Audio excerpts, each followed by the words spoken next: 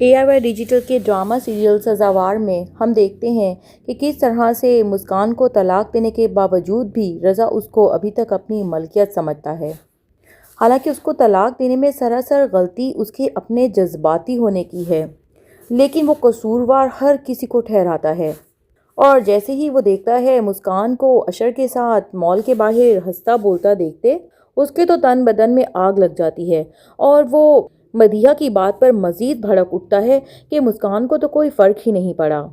اسی غصے میں وہ فوراً نکلتا ہے اپنی گاڑی سے اور جا کر مسکان کی سائیڈ کا دروازہ کھولتا ہے گاڑی کا اور اس کو باہر کھینچتا ہوا نکالتا ہے۔ اشر تو حیران ہو جاتا ہے یہ سب دیکھ کر، اور یکدم اس کو بھی شدید غصہ آتا ہے رضا پر، اور وہ وہاں پر چیخنا چلانا شروع کر دیتا ہے کہ دفع ہو جاؤ یہاں سے، تمہارا اب میری بہن پر کوئی حق نہیں ہے، جتنا تم نے اس کو ذلیل کرنا تھا تم کر چکے ہو، اب جاؤ نکل جاؤ ہماری زندگی سے۔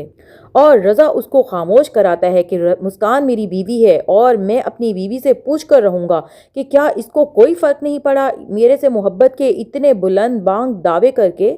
اب یہ پھر بھی میرے تڑپنے پر اس طرح خوش بیٹھی ہے۔ مسکان کی نفرت بھی یکدم مزید بڑھ جاتی ہے اور وہ بھی رضا کو وہاں سے دفع ہو جانے کا کہہ دیتی ہے کہ تم میری زندگی میں اب کوئی اہمیت نہیں رکھتے ہو، جاؤ اپنی بہن کے پاس جاؤ۔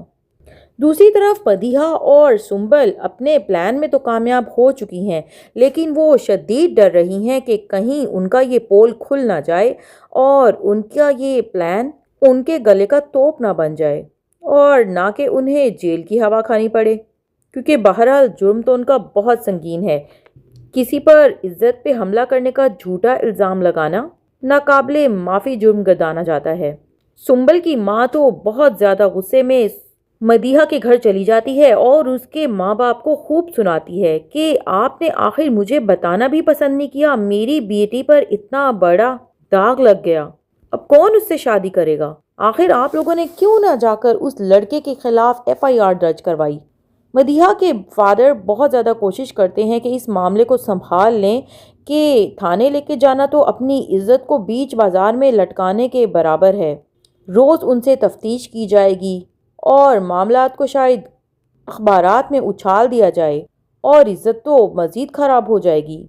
وہ کوشش کرتے ہیں کہ سنبل کی والدہ سمجھ جائیں، لیکن وہ غصے میں یہ کہتے ہوئے چلی جاتی ہیں کہ اگر آپ نہیں جائیں گے تو میں تھانے چلی جاؤں گی۔ ادھر مدیحہ پریشان ہے کہ یہ آخر ایک دم سے سنبل نے کیا پینترا بدلا۔ وہ سنبل کو فون کرتی ہے تو سنبل اسے بتاتی ہے کہ مجھے تو خود بھی نہیں معلوم کہ میری امی اس بات کرنے کے لیے جا رہی ہیں۔ جب اس کی امی آتی ہے تو وہ رو کر گڑ گڑا کر ان کو سمجھاتی ہے کہ امی آپ تو مزید مجھے دلدل میں پھینک رہی ہیں اور میرا کام مشکل بنا رہی ہیں، بس چھوڑ دیں اس بات کو، اس سارے معاملے میں رضا کا کوئی قصور نہیں ہے، اور دوسرا اشر وہ اپنی سزا خود بھگت لے گا۔ دوستو دوسری طرف دامیہ کی بھابھی کے تو کرتوت کھل کر سامنے آنے لگ گئے ہیں۔ ایک اس کا آوارہ کرد قسم کا کزن شفیق جو روز کھانے پینے کے بہانے اس کے گھر پہنچ جاتا ہے اور دامیہ کی کمائی پر ہی عیش کر رہا ہے، اپنی گندی نیت کو چھپا نہیں پاتا اور کہہ ہی بیٹھتا ہے کہ مجھے تو دامیہ پسند ہے۔ دامیہ کی بھابھی لاکھ بری سہی، لیکن دامیہ کے لیے اس کے دل میں تھوڑا سا نرم کوشا ضرور ہے، کیونکہ اس نے دامیہ کو ایک روایتی نن نہیں پایا، بلکہ دامیہ تو اس کا بہت خیال رکھتی ہے، اس کے کھانے پینے کا، آرام کا، ہر چیز کا خیال رکھتی ہے، اور یہ بات اس کی ساس یعنی کہ دامیہ کی امی کو سخت ناپسند ہے۔ اس کو تو اس طرح روز روز غیر مردوں کا گھر میں آنا بھی سخت ناپسند ہے، لیکن کیا ہی وہ ان کو منع کریں جب ان کا اپنا بیٹا ہی نکما نکھٹو اور بیوقوف ہے۔ ظفر تو ایک لفظ برداشت نہیں کرتا اپنی بیوی کے خلاف، اور الٹا انہی سے کہہ دیتا ہے کہ ساری زندگی آپ گھر میں کام کاج کرتی رہی ہیں تو میری بیوی کے آنے کے بعد اچانک آپ کو یہ سب بھاری کیوں لگنے لگ گیا ہے، آپ بس اپنے وہی پرانے طور طریقے جاری رکھیے۔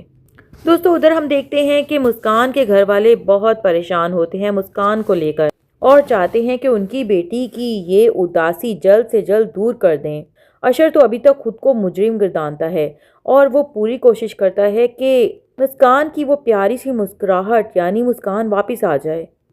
مسکان کے امی ابو بھی بہت زیادہ سپورٹ کرتے ہیں اس ایموشنل ٹراما کے ٹائم پر اپنی پیاری بیٹی کو، اس لیے آہستہ آہستہ مسکان زندگی کی طرف واپس لوٹ رہی ہے۔ دوستو پیرنٹس کا بہت بڑا رول ہوتا ہے اولاد کے ایسے ڈاؤن ٹائم پر ان کے ساتھ دیوار کی طرح کھڑے ہو جانے میں، ورنہ اکثر تو ہمارے معاشرے میں یہی دیکھا گیا ہے کہ ماں باپ اپنی بیٹیوں کو ہی مجرم قرار دے دیتے ہیں، اور پھر نہ ان کے لیے باہر دنیا میں کوئی ٹھکانہ ہوتا ہے اور گھر بھی ایک قید خانہ ہی بن جاتا ہے۔ لیکن شکر ہے مسکان کے والدین کافی زیادہ عقل مند ہیں۔ ادھر ہم دیکھتے ہیں کہ کس طرح سے سنبل کے دباؤ میں آ کر مدیحہ نے آخرکار اپنی امی کا برین واش کرنا سٹارٹ کر دیا ہے کہ اگر بھائی کو مسکان کی یادوں سے نجات دلوانی ہے تو بس جلد سے جلد رضا کی زندگی میں ایک نئی لڑکی کو داخل کر دیا جائے۔ جب وہ اس کی زندگی میں آ جائے گی تو خود ہی اس کو سنبھال لے گی۔ تو مدیحہ کی ماں کافی پریشان ہوتی ہے کہ آخرکار اتنی جلدی کس لڑکی کو ہم رضا کے لیے تیار کر لیں، ابھی تو اس کی طلاق ہوئی ہے۔ اور اسی موقع کا فائدہ اٹھاتے ہوئے مدیحہ فوراً سنبل کا نام تجویز کر دیتی ہے کہ امی آخر کو اس لڑکی کی زندگی میں بھی تو بدنامی ہماری وجہ سے ہی آئی ہے۔ رضا بھائی کی شادی میں ہی وہ آئی تھی خوشیوں میں شریک ہونے، جو کہ اس کے لیے تو ایک طویل غم کا پیمانہ بن گئے۔ سوچے بھلا اس سے شادی کون کرے گا، اور وہ ساری زندگی شاید ہمیں بد دعائیں دیتی نہ گزار دے، لہٰذا کیوں نہ اسی کو ہم اپنی بھابھی بنا لیں، اس گھر کی بہو بنا لیں اور رضا بھائی کی زندگی میں شامل کر دیں۔ سنبل سے بہترین لڑکی کون ہو سکتی ہے، اور میں تو ہمیشہ سے پہلے بھی اسے اپنی بھابھی ہی بنانا چاہتی تھی۔ یہ تو مسکان ہی درمیان میں آ گئی، اور نہ جانے اس کا کیا پلان تھا اور اس کے بھائی کا بھی کیا پلان تھا، جو سنبل کو اپنے راستے سے ہٹانے کے لیے اس لیول تک چلے گئے، ورنہ آخر کو سنبل نے ان کا بگاڑا ہی کیا تھا۔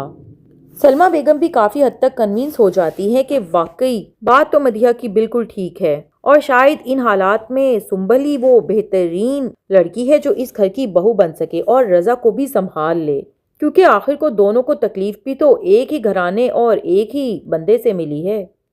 لیکن جب وہ رضا کے سامنے اپنی بات رکھتی ہیں تو رضا تو بہت زیادہ تکلیف میں آ جاتا ہے اور رونے لگ جاتا ہے کہ امی میں تو مسکان کو کبھی نہیں بھلا سکتا، مسکان ہی میری بیوی ہے اور ہمیشہ رہے گی، چاہے یہ دنیا اس کو تسلیم کرے یا نہ کرے، اور آپ پلیز میری زندگی میں کسی اور عورت کو شامل کرنے کا سوچیں بھی مت۔ اور غصے میں وہ وہاں سے چلا جاتا ہے۔ یہ دونوں ماں بیٹی تو ہاتھ ملتی رہ جاتی ہیں۔ ادھر سنبل بلیک میل کرنے لگ جاتی ہے مدیحہ کو کہ آخر تمہارے وعدے کا کیا بنا، میں نے تو تمہارا کام کر دیا، جیسا تم چاہتی تھی اشر پہ اسی طرح الزام لگا دیا۔ سنبل تو فوراً ہٹ جاتی ہے موقف سے کہ تم نے اشر پہ اپنی وجہ سے الزام لگایا ہے، تم چاہتی تھی رضا بھائی کی زندگی میں آنا اور مسکان کو ہٹانا، اس میں مجھے شامل مت کرو۔ دیکھتے ہیں دوستوں کہ یہ الزام تراشیاں اب کیا نتیجہ اخذ کریں گی، دونوں دوستیں ایک دوسرے کے قریب آئیں گی یا دوبارہ سے دور چلی جائیں گی ایک دوسرے سے۔ کہانی بہت انٹرسٹنگ موڑ اختیار کر چکی ہے۔ مزید جاننے کے لیے ہمارے ساتھ رہیے گا اور ہمارے چینل کو سبسکرائب کر دیں۔ شکریہ۔